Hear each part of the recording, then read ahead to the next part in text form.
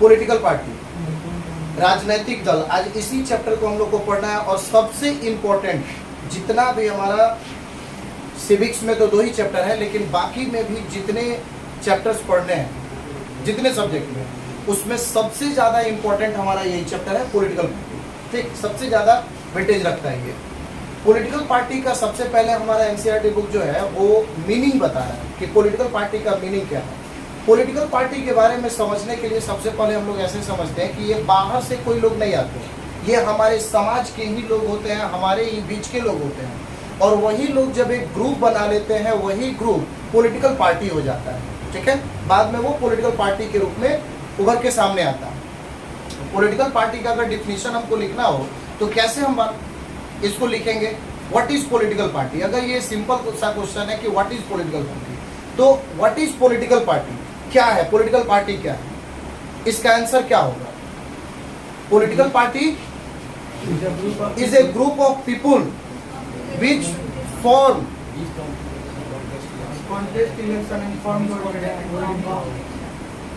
जो बनाई जाते, which form, और उद्देश्य क्या है इसका? सबसे पहले इसमें उद्देश्य आना चाहिए। तो which form और उद्देश्य क्या होगा हमारा? किस लिए ये बनती है, किस लिए पॉलिटिकल पार्टी बनाई गई है?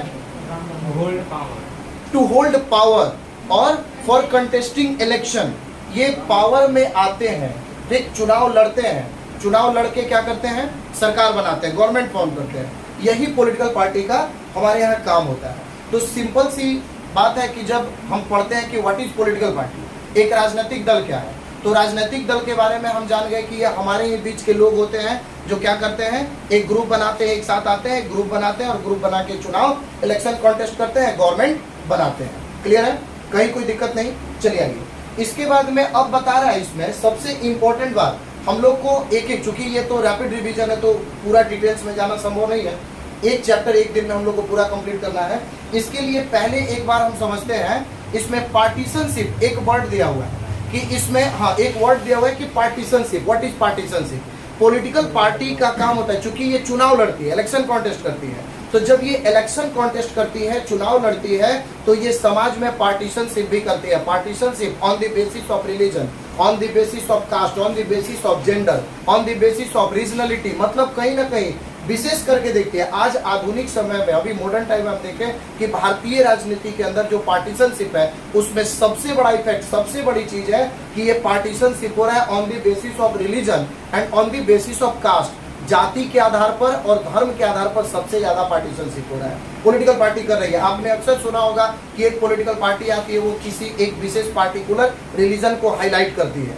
एक दूसरी पॉलिटिकल पार्टी है, वो किसी विशेष कास्ट को हाईलाइट करती है, जाति को हाईलाइट करती है। ऐसा आपने देखा होगा, यही पार्टीशनशिप है।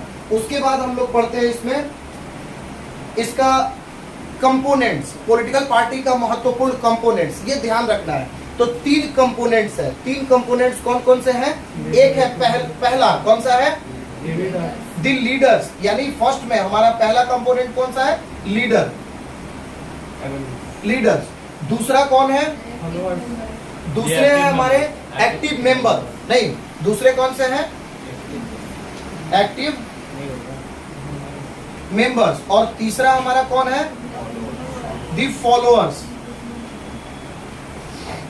The followers. ये 3 है, ये 3 हमारे कंपोनेंट है। मतलब किसी भी पॉलिटिकल पार्टी के राजनीतिक दल में एक पहला लीडर का मजबूत होना, लीडर का स्ट्रांग होना जरूरी है। दूसरा चीज है हमारा एक्टिव मेंबर, मतलब एक सक्रिय लोग, उसके कार्यकर्ता, ये होने जरूरी है। और तीसरा है द फॉलोअर्स, मतलब उस पॉलिटिकल पार्टी को चाहने वाले लोग होने चाहिए। अगर ये तीनों चीज स्ट्रांग है तो उस पॉलिटिकल पार्टी का फ्यूचर ब्राइट है, वो आगे सरकार में आ सकती है।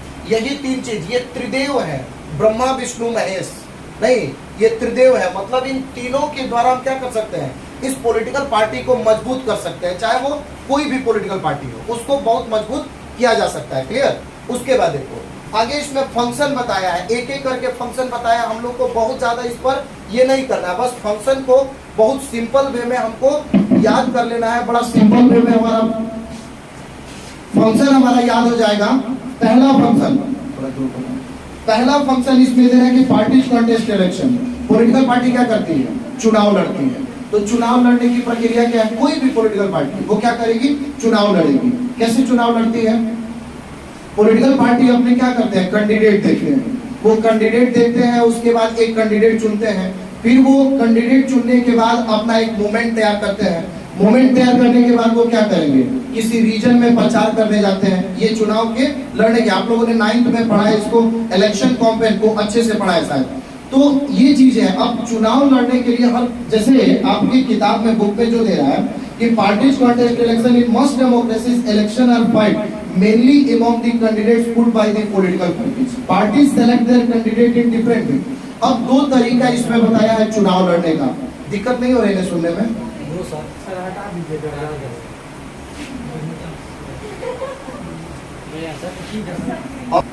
तो उसको चार्ज में भी निकाल दो, फैनवा लगा दो। चुनाव लड़ने के लिए जैसे दो तरीका बताया है इसमें।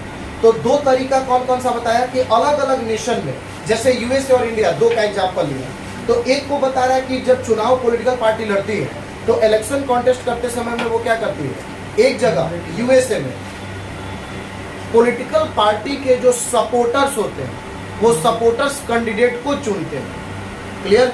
यानी जितने, अब सपोर्टर्स में कौन हो सकते हैं? Active member, followers. अगर सारे लोग, एक चीज सोचो कि अगर सारे लोग एक साथ जिस पार्टी को फॉलो कर रहे हैं वो सारे अगर एक कैंडिडेट को चुनते हैं कि नहीं, इनको आप हमारे यहाँ से चुनाव लड़ने के लिए बोलिए, तो ये तो इलेक्शन ही हो गया ना, ये तो इलेक्शन ही हो गया। तो उसके जितने भी फॉलोअर्स होते हैं, ज्यादातर उसमें ये समझिए कि जो एक्टिव मेंबर्स होते हैं वो लोग क्या करते हैं? वो सपोर्ट करते हैं, वो उसमें बताते हैं, अपना मशवरा, सलाह देते हैं कि आप किस कैंडिडेट को चुनाव लड़ने के लिए उतारिए। लेकिन हमारे यहाँ क्या होता है कि जो पॉलिटिकल पार्टीज है वो पॉलिटिकल पार्टी के हेड लीडर तय करते हैं कि कौन हमारे यहाँ से चुनाव लड़ेगा। सपोज एक हम एग्जांपल लेते हैं, आरजेडी, हमारे यहाँ एक पॉलिटिकल पार्टी है आरजेडी।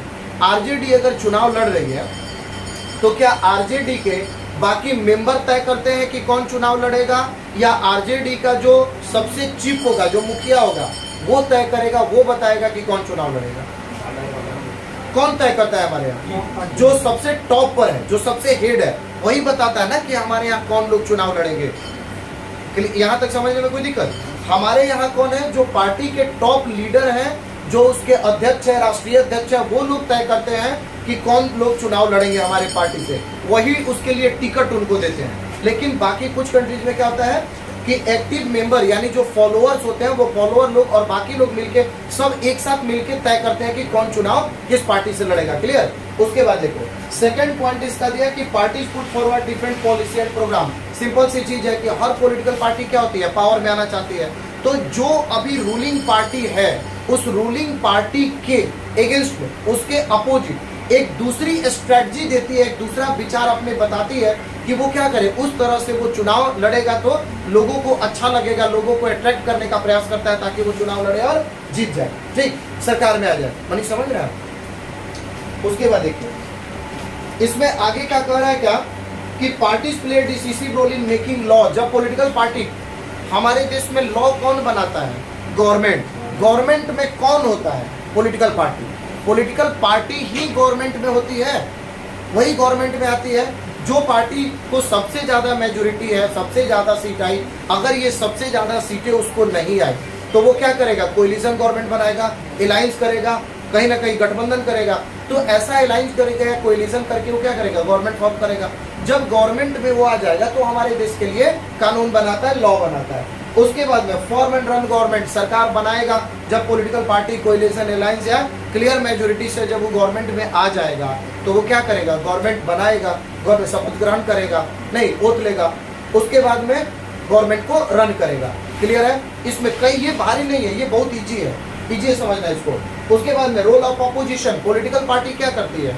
जो रूलिंग में होते हैं या जो रूलिंग पार्टी के साथ होते हैं उनके अलायंस में शामिल होते हैं। जैसे हम लोग क्या, हम लोग जानते हैं दो बड़ा अलायंस है, आपने नाम सुना होगा एनडीए, पीछे पढ़ा भी आपने।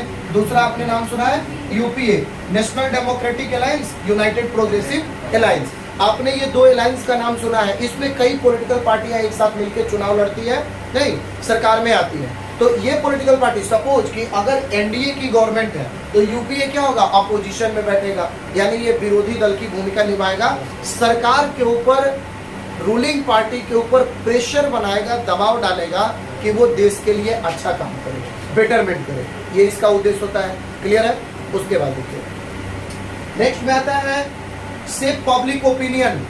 अक्सर आपने सुना होगा, इसको कैसे समझ सकते हैं? शेप पब्लिक ओपिनियन, आपके विचारों को ये एक रूप देता है। कैसे? आप आज हमारी सबसे बड़ी डिमांड क्या है कि महंगाई बहुत तेजी से बढ़ रही है, उसको कम किया जाए, महंगाई को कम किया जाए, क्योंकि काफी ज्यादा महंगाई है। अभी गैस सिलेंडर का दाम बहुत ज्यादा बढ़ते जा रहा है, अभी पेट्रोल के दाम बहुत ज्यादा बढ़ते जा रहा है, पेट्रोल के दाम बहुत ज्यादा बढ़ते जा रहा है, ये सब चीज बहुत ज्यादा भी बढ़ते जा रहा है। तो हम ये चाहते हैं कि पेट्रोल का दाम कम हो जाए, पेट्रोल का दाम घटे नहीं, यही चाहते हैं। मतलब हमारा ओपिनियन क्या है? पेट्रोल का दाम रिड्यूस कीजिए, कुछ सस्ताई लाइए, नहीं महंगाई कम कीजिए, यही हम चाहते हैं। अब यहाँ पर जब हमारे यही विचार है तो हम किससे डिमांड करेंगे? हम डिमांड सरकार से करेंगे, और जो अपोजिशन पॉलिटिकल पार्टी होगी वो हमारे ही बात को, इसी बात को क्या करेगी? मुद्दा बना लेगी, वो स्ट्राइक करेगी, जुलूस निकालेगी, रैली करेगी, गवर्नमेंट से डिमांड करेगी। क्लियर? तो ये पब्लिक ओपिनियन को शेप देना हो गया। क्लियर? ये पॉलिटिकल पार्टी का काम होता है। उसके बाद देखिए आगे इसमें कह रहा है क्या कि access to government machinery and welfare scheme. लोगों के लिए अक्सर आप देखते हैं कि एक पॉलिटिकल पार्टी गई 1000 कंबल बांटा, ठीक, क्या है? वेलफेयर का काम हो रहा है। वैसे लोग जो गरीब लोग हैं, जैसे आज सरकार में आने के बाद ये लोग क्या करते हैं, जो गवर्नमेंट के ऑफिसेस हैं, ठीक, उनको ये इतना इजी करते हैं, स्मूथ करते हैं कि आम आदमी के पहुंच तक वो हो जाए, आम आदमी को वहां जाने में दिक्कत ना हो। या फिर जैसे आज PDS system, public distribution system के जरिए अनाज वगैरह बंटवा कर हमारे यहाँ क्या किया जाता है? जनता के लिए भलाई का काम किया जा रहा है, उसको सहूलियत दी जाती है। ये पॉलिटिकल पार्टी का वर्क हो गया। अब नेसेसिटी, अब अगला टॉपिक है हमारा नेसेसिटी, कि why political party is necessary for modern democracy. आज आधुनिक लोकतंत्र के लिए पॉलिटिकल पार्टी का होना क्यों जरूरी है? बहुत जरूरी है भाई। अगर पॉलिटिकल पार्टी हमारे पास नहीं हो तो आज मॉडर्न डेमोक्रेसी का अस्तित्व ही नहीं है। मतलब मॉडर्न डेमोक्रेसी एग्जिस्ट करने के लिए, होने के लिए पॉलिटिकल पार्टी का होना बिल्कुल जरूरी है। पॉलिटिकल पार्टी है तभी डेमोक्रेसी चल रही है। अगर पॉलिटिकल पार्टी नहीं हो तो आपके पास क्या ऑप्शन होगा चुनने का? सपोज करो कि हमारे देश में एक ही पॉलिटिकल पार्टी है, दूसरा पॉलिटिकल पार्टी है ही नहीं। अगर एक ही पॉलिटिकल पार्टी है तो आप दूसरा किसको चुनेंगे? ऑप्शन है आपके पास, तो यहाँ पॉलिटिकल पार्टी का होना जरूरी है ना। अगर पॉलिटिकल पार्टी आपके पास नहीं रहे तो अपोजिशन, तब एक ही पॉलिटिकल पार्टी होगी जिसकी अपनी मोनोपोली चलेगी। गवर्नमेंट बनने के बाद जो मन करेगा वही करेगा, मतलब उसके पॉलिसी का विरोध करने वाला हमारे असेंबली के अंदर कोई नहीं होगा। इसके लिए भी पॉलिटिकल पार्टी का होना जरूरी है। क्लियर? पॉलिटिकल पार्टी के थ्रू हम अपने रिप्रेजेंटेटिव को चेंज कर सकते हैं। पॉलिटिकल पार्टी हमको ऑप्शन देती है, पॉलिटिकल पार्टी चुनने के लिए ऑप्शन प्रोवाइड हमको करती है, पॉलिटिकल पार्टी हमारे विचारों को शेप देती है। इन सभी वर्ग के लिए किस चीज की जरूरत है? किसकी जरूरत है? पॉलिटिकल पार्टी की, राजनीतिक दल की। क्लियर? उसके बाद आगे देखते हैं इसमें। अभी इसमें हमको समझना है, मतलब इतना डिटेल्स में अभी हम नहीं जा सकते चूंकि रिवीजन क्लास है। उसके बाद आगे देखिए, बाकी एक एक चीज को इसमें बताया जा चुका है, मैंने पढ़ाया सबको। उसके बाद next, how many party should we have. हमारे पास कितनी पॉलिटिकल पार्टियां होनी चाहिए? बउआ, जितना पॉलिटिकल पार्टी हमारे पास होगा, जितनी अधिक से अधिक पॉलिटिकल पार्टियां होगी उतना ज्यादा हमारे लिए बेहतर है। नहीं, आपका बुक बता रहा है कि आपके पास मोर देन 700 पॉलिटिकल पार्टी, आज 750 से ज्यादा पॉलिटिकल पार्टी इंडिया में है अंडर रजिस्टर्ड, ठीक। लेकिन अंडर रजिस्टर्ड इलेक्शन कमीशन के अंडर में रजिस्टर्ड है इतनी पॉलिटिकल पार्टी 750 से ज्यादा। एग्जैक्ट आंकड़ा नहीं है, मैंने आप लोग को याद होगा, बताया होगा कि कितनी पॉलिटिकल पार्टियां आपके यहाँ भी वर्तमान में रजिस्टर्ड है इलेक्शन कमीशन के अंदर। कितना है उसमें? 2598 पॉलिटिकल पार्टी आज रजिस्टर्ड है अंडर इलेक्शन कमीशन। ये ग्राफ काफी पुराना हो चुका है, अभी वर्तमान में इतनी पॉलिटिकल पार्टी है। लेकिन आप जानते हैं, आपने देखा कि सर ये तो बहुत बड़ा है, ये तो बहुत बड़ी संख्या है, इतना पॉलिटिकल पार्टी का क्या जरूरत है?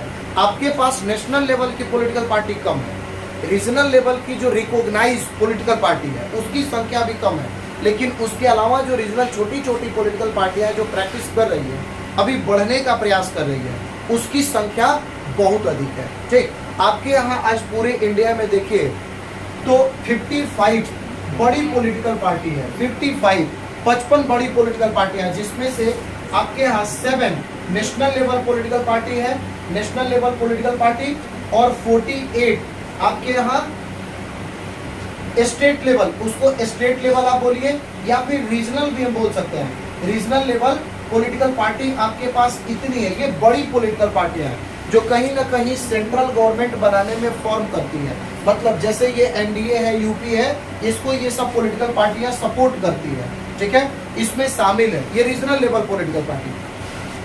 अभी मैंने एक वर्ड बोला रिकॉग्नाइज पॉलिटिकल पार्टी। क्या है रिकॉग्नाइज पॉलिटिकल पार्टी?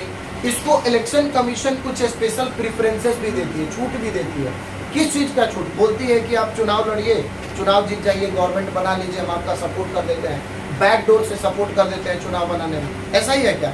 बिल्कुल नहीं, ऐसा नहीं है। प्रेफरेंस देने का मतलब कि उसका एक परमानेंट सिंबल देती है, एक साइन देती है, एक चिन्ह देती है।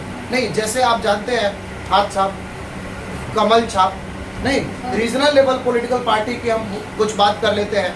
जैसे हमारे यहाँ जेडीयू, जनता दल यूनाइटेड, क्या है उसका चुनाव चिन्ह? तीर छाप, जानते हैं हम लोग। उसके बाद आरजेडी, क्या है उसका चुनाव चिन्ह? लालटेन छाप है ऐसा चुनाव चिन्ह। तो ये सब, उसके बाद समाजवादी पार्टी एसपी उत्तर प्रदेश की, क्या है उसका चुनाव चिन्ह? साइकिल छाप। नहीं, ये सब रीजनल लेवल पॉलिटिकल पार्टी है ये। जबकि ये रिकॉग्नाइज है तो इसको स्पेशल एक प्रेफरेंसेस मिले हुए हैं कि इसको इलेक्शन कमीशन ने एक चुनाव चिन्ह दे रखा है, ठीक है, जो इसका परमानेंट सिंबल है। ये जब भी चुनाव लड़ेगा अपने इसी चुनाव चिन्ह के, इसी चुनाव के बैनर तले ये चुनाव लड़ेगा। कोई दिक्कत? क्लियर है यहाँ तक? चलिए आइए आगे बढ़ते हैं हम लोग। अभी बात आया था कि जितनी अधिक पॉलिटिकल पार्टी हो उतनी ज्यादा अच्छी है हमारे लिए। लेकिन आज पूरे वर्ल्ड में इसमें तीन चीज ध्यान देना जरूरी है कि आज पूरे वर्ल्ड में जितना पॉलिटिकल पार्टी चल रहा है उसमें तीन लेवल के तीन तरह की पॉलिटिकल पार्टियां चलती है, तीन तरह का सिस्टम चलता है, ठीक। जैसे पहला सिस्टम आपका जानते हैं वन पार्टी सिस्टम। तो वन पार्टी सिस्टम का मतलब क्या होता है? आप सीधा कंसेप्ट रखिएगा एक चीज कि one party system means communist. ऐसे जगह जहां पर कम्युनिस्ट की सरकार है, एक तरह से ये नॉन डेमोक्रेसी इसको माना जा सकता है, क्योंकि ये दूसरे पार्टी को राइज करने का, बढ़ने का, पावर में आने का मौका ही नहीं देते हैं, चांस ही नहीं देते हैं। तो ये अकेले राज करते हैं, जस्ट लाइक चाइना। चाइना क्या है? One party system. क्लियर है? दूसरा यूएसए, तो यूएसए में क्या चलता है? Two party system. तो टू पार्टी सिस्टम का मतलब क्या होता है? एक पार्टी, बाकी बहुत सारी पार्टियां होगी, लेकिन एक पार्टी अलायंस बनाकर क्या होगी? गवर्नमेंट में आएगी, और बाकी जितनी भी पार्टियां हैं वो सब एक साथ मर्ज करके क्या होंगी? अपोजिशन पार्टी मानी जाएगी, वो विरोधी दल उसको मानेंगे। क्लियर? तो ये टू पार्टी सिस्टम माना जाता है, इसको टू पार्टी सिस्टम कहा जाता है। दूसरा एक चीज है कि अब multi party system, just like India, बहुत सारी पॉलिटिकल पार्टियां हमारे यहाँ, बहुत सारी पॉलिटिकल पार्टियां, अभी हमने पढ़ा हजारों में पॉलिटिकल पार्टियां हैं। तो ये सब हमारे यहाँ छोटी छोटी पॉलिटिकल पार्टियां हैं। जब ये अगर एक क्राइटेरिया को फुलफिल कर ले तो ये सेंट्रल गवर्नमेंट फॉर्म करने में मदद कर सकती है, सेंट्रल गवर्नमेंट बनाने में ये हेल्प करती है, ठीक है। या स्टेट गवर्नमेंट भी जब, ऐसा नहीं कि सिर्फ ये सेंट्रल, कसम खा के रखा है कि सेंट्रल गवर्नमेंट ही बनाएंगे, नहीं, ये रीजनल गवर्नमेंट, स्टेट गवर्नमेंट भी बनाने में हमको मदद करती है, दूसरे पार्टियों को हेल्प करती है।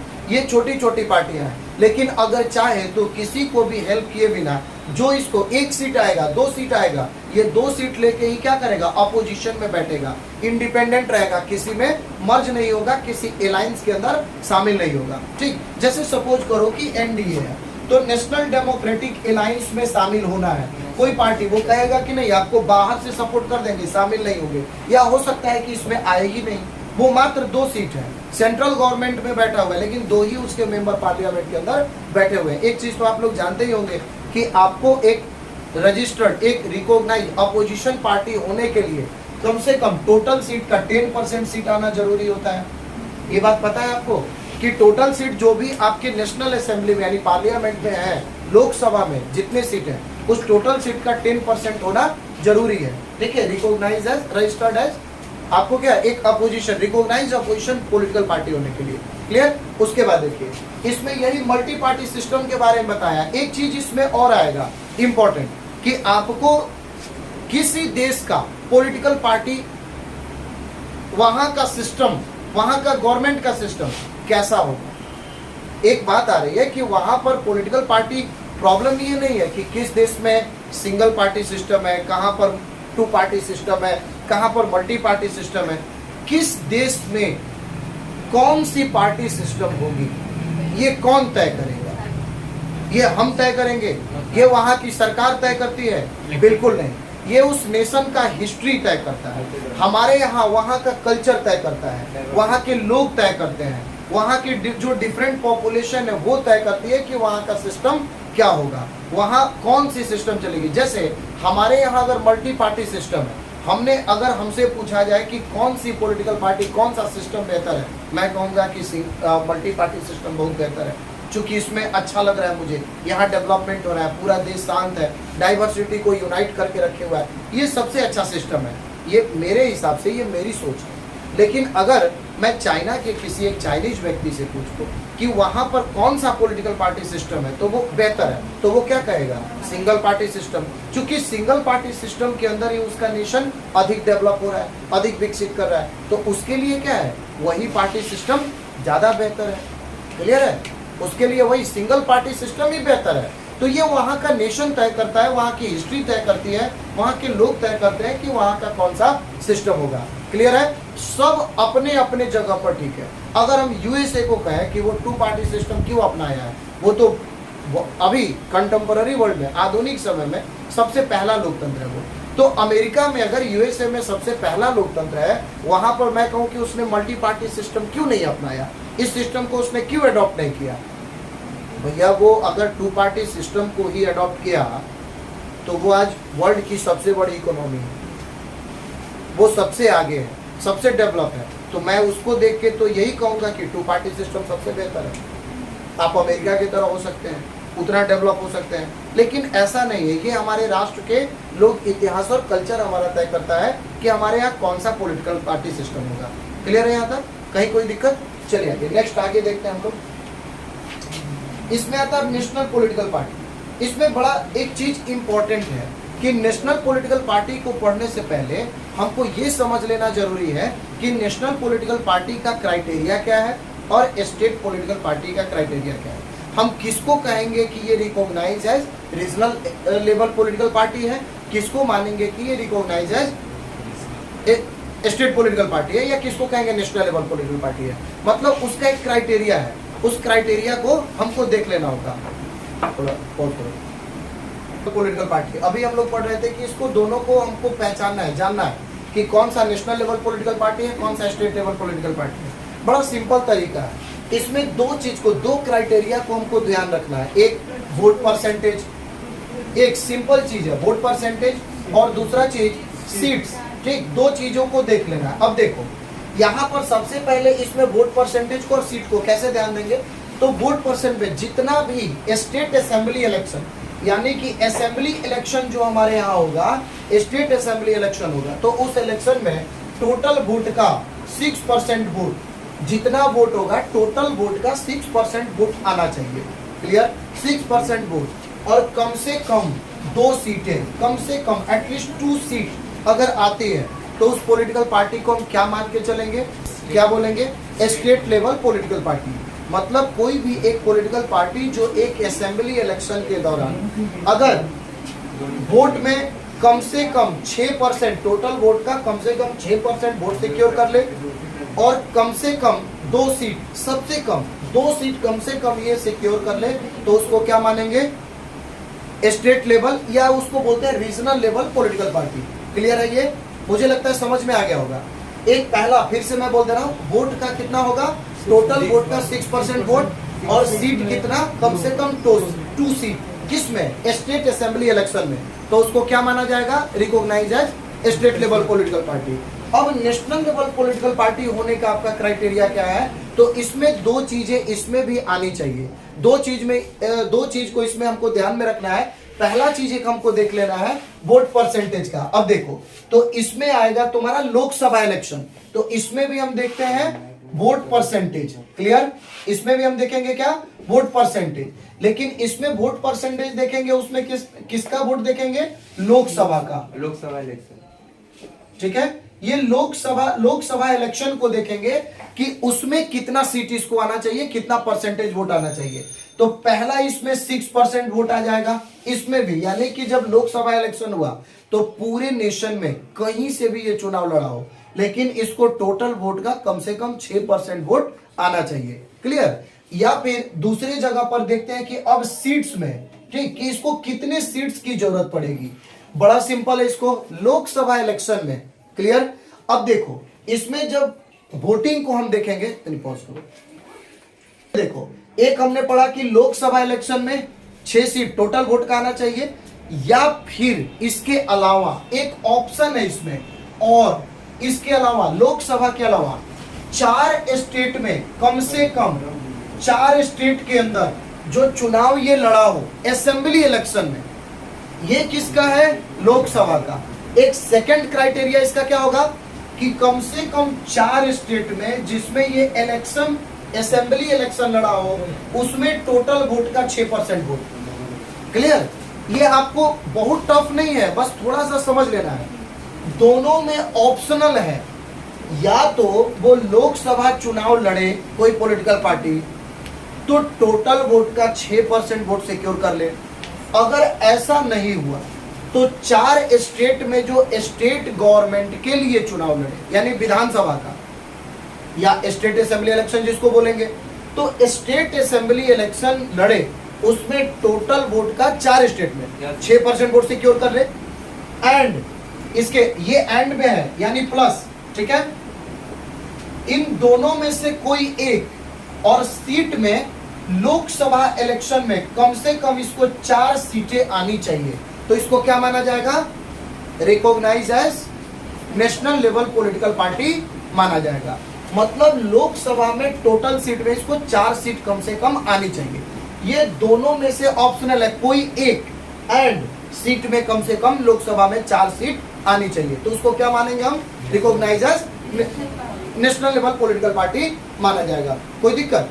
अब आइए, इसमें आपके पास पॉलिटिकल पार्टी के अंदर दिया हुआ है और 7 पॉलिटिकल पार्टी की बात बताई गई है। 7 पॉलिटिकल पार्टी के ऊपर हम लोग को चर्चा कर लेना है। इसके लिए मैं एक कॉलम बना देता हूं, उस कॉलम को देख के आप इजिली समझ जाएंगे। क्लियर, चलिए पॉलिटिकल पार्टी, हमको 7 पॉलिटिकल पार्टी के बारे में पढ़ना है, जिसमें मैं 7 पॉलिटिकल पार्टी के बारे में हम लोग को जानना है, जिसके बारे में मैं एक एक करके बता दूं। INC, BJP, BSP, CPI, CPIM, NCP, TMC. Clear. एक में इंडियन नेशनल कांग्रेस, उसके बाद में बीजेपी, सब कोई जानते होंगे बीजेपी कोई नई पार्टी तो है नहीं, भारतीय जनता पार्टी। उसके बाद में बीएसपी, बहुजन समाज पार्टी, फिर CPI, communist Party of India, CPIM, communist Party of India, Marxist, NCP, nationalist Congress party, और टीएमसी, तृणमूल कांग्रेस। एक्चुअली में इसको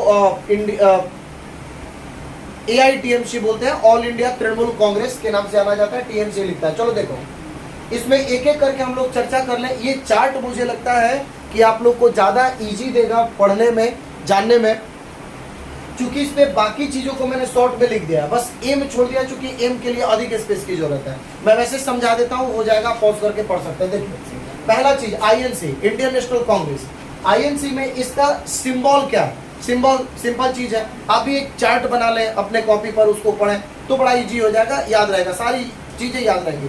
और निश्चित होता है कि इसमें से एक क्वेश्चन आए, इसमें से एक क्वेश्चन पूछने के चांसेस सबसे ज्यादा होते हैं, और लॉन्ग में पूछा सीबीएसई ने हर बार, तो इसलिए इसको जानना जरूरी है। अगर आप इसको पढ़ लेते हैं तो आप ये मान के चलिए कि अप्रॉक्स आपका 5 मार्क्स कंप्लीट हो जाता है इससे। तो इसको आपको निश्चित रूप से जानना है पॉलिटिकल पार्टी के बारे में। इसमें सिंबल क्या है, हाथ छाप, सबने देखा होगा, कांग्रेस का, आईएनसी का हाथ छाप है। उसके बाद में फाउंडेड, कब इसकी स्थापना हुई थी, 1885 में, 1885 में। उसके बाद में इसके फाउंडर कौन थे, एओयू और दादा भाई नौरोजी। एक्चुअली में इसके फाउंडर तो और भी लोग थे, क्योंकि ये सबसे पहले जब इसकी स्थापना हुई थी तो उस समय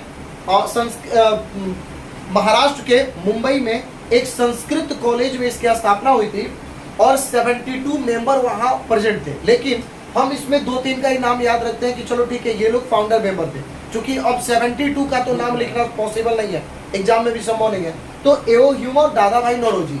उसके बाद में इसका उद्देश्य क्या है, आज इस पॉलिटिकल पार्टी का उद्देश्य क्या है, तो एक मॉडर्नाइज इंडिया, सेकुलर इंडिया, धर्मनिरपेक्ष राष्ट्र, धर्मनिरपेक्ष भारत बनाना, ठीक है। उसके बाद में welfare scheme for poor people, गरीब लोगों के लिए वेलफेयर स्कीम चलाना, इकोनॉमिकली इंडिया को स्ट्रांग बनाना, इस पॉलिटिकल पार्टी का मेन उद्देश्य रहा था। आप इसको समझ सकते हैं। उसके बाद में कंसंट्रेटेड इन स्टेट, ये पॉलिटिकल पार्टी किसी पहचान की मोहताज नहीं है, इसलिए किसी एक स्टेट में, किसी एक रीजन में कंसंट्रेट नहीं है, बल्कि ये पूरे ऑल ओवर इंडिया में कंसंट्रेट है। एक बड़ी पॉलिटिकल पार्टी है, इसलिए पूरे भारत में, पूरे भारतवर्ष में ये कंसंट्रेट है। और सबसे पहली चीज इसकी सबसे बड़ी विशेषता है कि ये पॉलिटिकल पार्टी हमारे यहाँ जो ओल्डेस्ट पॉलिटिकल पार्टी है वर्ल्ड में, उसमें से एक है। और इंडिया की तो बहुत पुरानी पॉलिटिकल पार्टी है। ये फ्रीडम स्ट्रगल में सबसे महत्वपूर्ण भूमिका आपने निभाई है। इसका सबसे महत्वपूर्ण रोल किसमें रहा? फ्रीडम स्ट्रगल में। इसीलिए ये जब देश हमारा आजाद हुआ, पहला जो जनरल इलेक्शन हुआ था, लोकसभा चुनाव जो हुआ था 1951-1952 जो इलेक्शन हुआ था, और गवर्नमेंट बनी थी पहली बार 1952 में, तो ये सत्ता में आई थी। और वहां से 1977 तक ये political party non break India पर उनकी थी। लेकिन 77 में इसकी सरकार गिरी थी, और उस समय चूंकि इमरजेंसी एक उसका कारण था, इमीडिएट कॉज ये सब था। उसके बाद 79 में फिर इसकी सरकार बन गई थी, जो 89 तक चली थी कंटिन्यू। उसके बाद देखिए, ये ऑल ओवर इंडिया में है सपोर्टर ऑफ अलायंस, तो इसने एक अलायंस बनाया था। ये किसी का सपोर्टर नहीं, बल्कि इसने यूपीए फॉर्म किया, यूनाइटेड प्रोग्रेसिव अलायंस, ये फॉर्म किया है। Seat secure in 2004 Lok Sabha election, 2004 का डेटा हो सकता है कि और नए किताब में 2014 का भी डेटा हो, लेकिन मैंने जो यहाँ लिखा 2004 का डेटा है अवेलेबल। तो इसमें ये 145 सीट सिक्योर किया था 2004 में। और हमारे यहाँ यूपीए की सरकार बनी थी, चूंकि क्लियर मेजोरिटी में नहीं था, गठबंधन की सरकार इस पॉलिटिकल पार्टी ने बनाया था। और उस समय हमारे बहुत बड़े अर्थशास्त्री, हमारे देश के एक बहुत बड़े इकोनॉमिस्ट डॉक्टर मनमोहन सिंह जी हमारे प्रधानमंत्री बने थे उस समय। उसके बाद आएंगे नेक्स्ट हम लोग आते हैं बीजेपी, ठीक है। बीजेपी के अंदर आता है, तो बीजेपी का भी फिर उसी तरह से इस चार्ट को हमको पढ़ लेना है। पहला चीज इसका क्या सिंबल, इसका क्या सिंबल है? तो लोटस, कमल का फूल, हम सभी जानते हैं। उसके बाद में 1980 में ये पॉलिटिकल पार्टी बनी, ध्यान रखिएगा, पॉलिटिकल पार्टी बनी 1980 में। इसकी स्थापना पहले ही हो गई थी, लेकिन एक संघ के रूप में हुई थी, और वो 1951 में हुई थी, 1951 में। लेकिन उस समय ये जनसंघ के नाम से जाना जाता था, और अभी ये एक पॉलिटिकल पार्टी के रूप में काफी स्ट्रगल किया उसने। लेकिन अभी आप जान रहे हैं कि 2014 के बाद अभी तक ये क्या है, पावर में है। आगे तो फिर ये तो देश की जनता जाने। चलिए आइए, ये गठन हुआ था 1980 में। उसके बाद में श्यामा प्रसाद मुखर्जी इसके फाउंडर मेंबर माने जाते हैं, और भी लोग हैं उसमें, अटल बिहारी वाजपेयी जी का भी नाम आता है। लेकिन एक नाम हम लोग इसमें भी याद कर लेते हैं कि श्यामा प्रसाद, हमारी किताब में दिया नहीं है, लेकिन फिर भी मैंने देखा कि फाउंडर में, चलो एक बार नाम इनका देख लिया जाए। तो श्यामा प्रसाद मुखर्जी फाउंडर मेंबर है, इसके स्थापक है। इस पॉलिटिकल पार्टी का उद्देश्य क्या है? ये पॉलिटिकल पार्टी कहती है कि मुझे देश में सेकुलरिज्म को बढ़ावा देना है, लेकिन एक्चुअल में इसका एक और एजेंडा है, हिंदुत्व को प्रोटेक्ट करना, इंडिया के एंशिएंट कल्चर को, उसके कल्चर को, संस्कृति को बचा के रखना, उसको प्रमोट करना, ठीक। तो इंडिया के एंशिएंट कल्चर में क्या आता है आप लोग पढ़ेंगे, फिर हम लोग पीछे में डिटेल्स में जाने इसको। तो हिंदुत्व भी इसका एक एजेंडा होता है इस पॉलिटिकल पार्टी का। उसके बाद ये ज्यादातर कंसंट्रेटेड कहाँ है? तो पहले जब ये पॉलिटिकल पार्टी बनी थी, अस्तित्व में आई थी, तो ये पूरे भारत में कंसंट्रेट नहीं थी, ये ज्यादातर भारत के शहरी क्षेत्रों में कंसंट्रेट थी, और नॉर्थ वेस्ट में ज्यादा कंसंट्रेट थी, सबसे ज्यादा उत्तर पश्चिम भाग में। उसके बाद में इसने भी एक अलायंस बनाया, एक संगठन बनाया जिसका नाम था एनडीए, आज भी है एनडीए, नेशनल डेमोक्रेटिक अलायंस। उसके बाद में 2004 में जब ये चुनाव लड़ी थी, तो इसको सीटें थोड़ी कम आई थी, 138, ये मात्र 7 सीट से पीछे थे आईएनसी से। लेकिन ये गवर्नमेंट फॉर्म नहीं कर पाई थी ये पॉलिटिकल पार्टी, गवर्नमेंट कोई और उड़ाने गया। उसके बाद देखिए यहाँ पर बीएसपी है, बहुजन समाज पार्टी, ये सबसे ज्यादा उत्तर प्रदेश में, सब कोई जानते होंगे, उत्तर प्रदेश में बीएसपी की सरकारें भी रही है, कई बार सरकारें भी आई हैं। हाथी छाप इनका चुनाव चिन्ह रहा है, आज भी है, जानते हैं? हाँ, एक ये हाथी छाप इनका चुनाव चिन्ह रहा है। उसके बाद में 1984, वो आज इसकी सबसे जो प्रोमिनेंट लीडर है, ठीक है आपने, मायावती जी, नहीं, उसके बाद में 1984 में इस पॉलिटिकल 1984 में इस पॉलिटिकल पार्टी की स्थापना हुई थी। उसके बाद कांसीराम इनके फाउंडर मेंबर है। इसका एम क्या है? इसका एम है दलितों को प्रोटेक्ट करना, माइनॉरिटीज को प्रोटेक्ट करना, ठीक है, और शेड्यूल कास्ट शेड्यूल ट्राइब को प्रोटेक्ट करना, आदिवासी को प्रोटेक्ट करना। मतलब इनका जो पॉलिटिकल एजेंडा है, ये पॉलिटिकल एजेंडा सारे दलित, सारे अल्पसंख्यक, सारे आदिवासी, SC ST सभी को, मतलब एक कम्युनिटी को अगर कहा जाए तो अपर क्लास का प्रोटेक्शन छोड़ के बाकी सभी लोग को प्रोटेक्ट करना इनका काम है। तो इनका एक पॉलिटिकल एजेंडा है, इन्होंने बनाया, अच्छा ही एजेंडा है। ये सीट में आने का, पावर में आने का एक अच्छा तरीका भी है। तो ऐसा अभी इनको तो अभी वर्तमान में इनको सीटें नहीं आ रही है, ये भी चीज है, ये भी चीज है। तो आज इस पॉलिटिकल को, चूंकि उत्तर प्रदेश के और उत्तर प्रदेश में इनको बहुत ज्यादा भी ये चीजें नहीं मिली है। उसके बाद देखो कांसीराम इसके फाउंडर मेंबर है। अभी ये ज्यादातर कंसंट्रेट किस स्टेट में है? तो उत्तर प्रदेश, MP यानी उत्तर प्रदेश में, उसके बाद में मध्य प्रदेश में, छत्तीसगढ़ में। ये यूनाइटेड किंगडम नहीं है, ये उत्तराखंड है। उत्तराखंड में, पंजाब में ये ज्यादातर कंसंट्रेट है। उसके बाद UPA को सपोर्ट करती है ये पॉलिटिकल पार्टी, UPA को सपोर्ट करती है, ठीक है, सपोर्टर है उसकी। 19 सीट इसमें सिक्योर किया था, कहा 2004 के लोकसभा इलेक्शन में। उसके बाद देखो अब आते हैं हम लोग CPI पर, कम्युनिस्ट पार्टी ऑफ इंडिया। ये पॉलिटिकल पार्टी बहुत बड़ी है। एक्चुअली में कम्युनिस्ट एक विचारधारा है और ये विचारधारा हमारे यहाँ का नहीं है, ठीक, ये एडॉप्टेड है, ये कहीं से आया था, ठीक। आगे आपने पढ़ा है, 9th में पढ़ा भी आपने कि कहाँ ये फॉर्म हुआ था, कहाँ आया था। तो CPI एक विचारधारा है, इसमें उतना जानना नहीं हमको, बस हमको पॉलिटिकल पार्टी के बारे में हम लोग पढ़ रहे हैं, उसके डिटेल्स को जानना इसमें। तो इसमें इसका सिंबल क्या है? कॉर्न एंड सिकल, मतलब हसुआ बाली छाप। इसका हसुआ बाली छाप सिंबल है। 1925 में इसका फॉर्मेशन हुआ था। शुरू में तो ये बड़ा मजबूत थी, लेकिन आज ये पॉलिटिकल पार्टी धीरे धीरे कमजोर होती चली है। उसके कई एक कारण है। उसके पीछे सबसे एक बड़ा कारण है इस पॉलिटिकल पार्टी के कमजोर होने का, पॉलिटिकल पार्टी के अंदर का करप्शन नहीं और कम्युनिस्ट विचार। चूंकि अभी हम लोग पीछे पढ़े थे कि कम्युनिस्ट जो विचारधाराएं हैं, जो ये चीजें हैं, किसी भी देश की पॉलिटिकल पार्टी या सरकार में जो भूमिका होती है उनकी, ये कहां से आती है? ये विचार कहां से आता है? इतिहास से आता है, नहीं, हम लोग वहीं से लेते हैं। तो यहाँ पर 1925 में फॉर्म हुई। आज भी ये प्रैक्टिस कर रही है, प्रयास कर रही है, लेकिन अभी तक ये बहुत आगे नहीं आ पाई है। MN रॉय इसके फाउंडर मेंबर है। उसके बाद में केरला, वेस्ट बंगाल, पंजाब, आंध्र प्रदेश, तमिलनाडु, इसमें ये पॉलिटिकल पार्टी आज ज्यादा कंसंट्रेट है, ऑल ओवर इंडिया में कंसंट्रेट नहीं है। UPA को सपोर्ट भी करती है पॉलिटिकल पार्टी। 10 सीटें लाई थी 2004 लोकसभा इलेक्शन में। CPIM कम्युनिस्ट पार्टी ऑफ इंडिया, मार्क्सिस्ट भी एक विचार है। मार्क्सिस्ट हम लोग के यहाँ का पॉलिटिकल पार्टी नहीं है, ये भी एडॉप्ट एक विचार है, लेकिन ये वेस्ट बंगाल में सबसे मजबूत थी। इसका जो सिंबल है हैमर, मतलब हथौड़ा, सिक्कल, हसुआ और स्टार, एक स्टार भी है। तो इसका सिंबल है हैमर, सिक्कल एंड स्टार।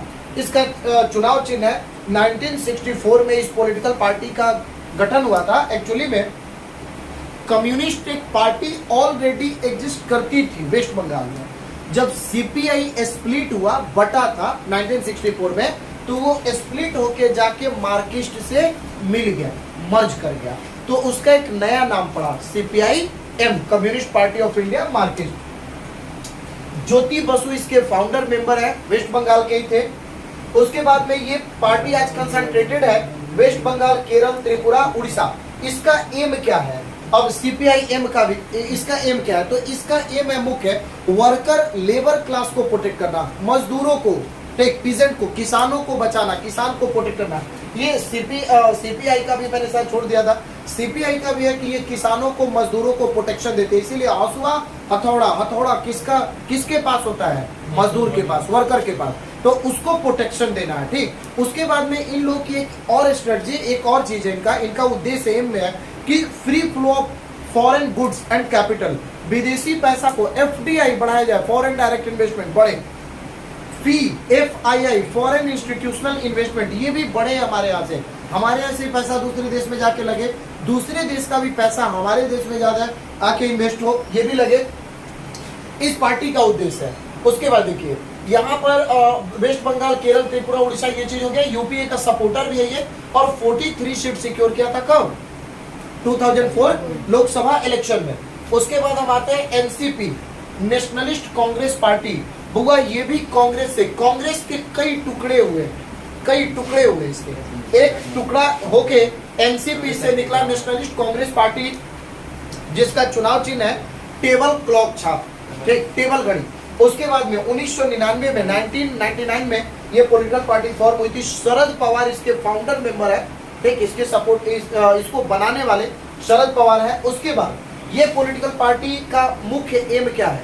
इसका भी एम है सेकुलरिज्म, मॉडर्नाइजेशन, इकोनॉमिक डेवलपमेंट। यही चीजें हैं आपके किताब में, ये बात दिया भी हुआ है। उसके बाद में इसमें एक विशेष चीज दे रहा है कि अगर हमारे देश में जिस व्यक्ति का जन्म हुआ है उसको आप नेचुरली उसको ऑफिस में ज्यादा जगह देंगे, ज्यादा ये चीज देंगे। ये चीज इसका मुख्य उद्देश्य है एनसीपी का।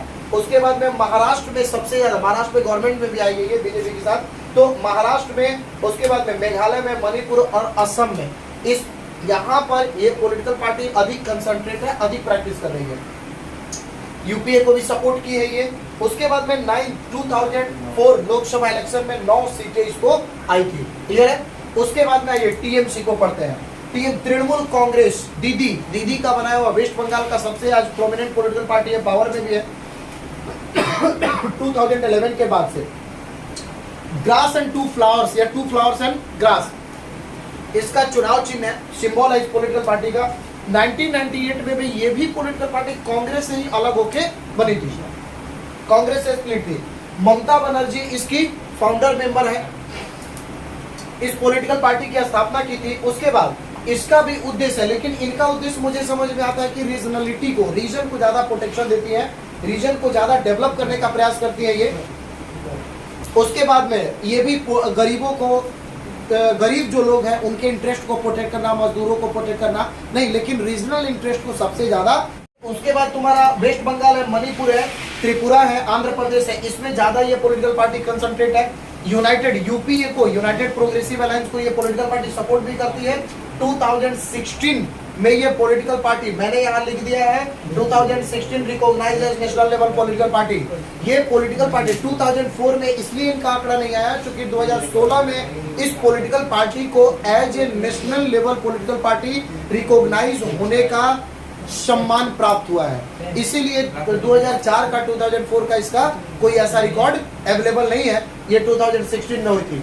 ये आप लोग का पॉलिटिकल पार्टी का रहा, नेशनल पॉलिटिकल पार्टी का। अब नेक्स्ट वीडियो में, नेक्स्ट क्लास में मैं आप लोग को स्टेट लेवल या रीजनल लेवल पॉलिटिकल पार्टी और उसके बाकी को मैं इसको समझा दूंगा।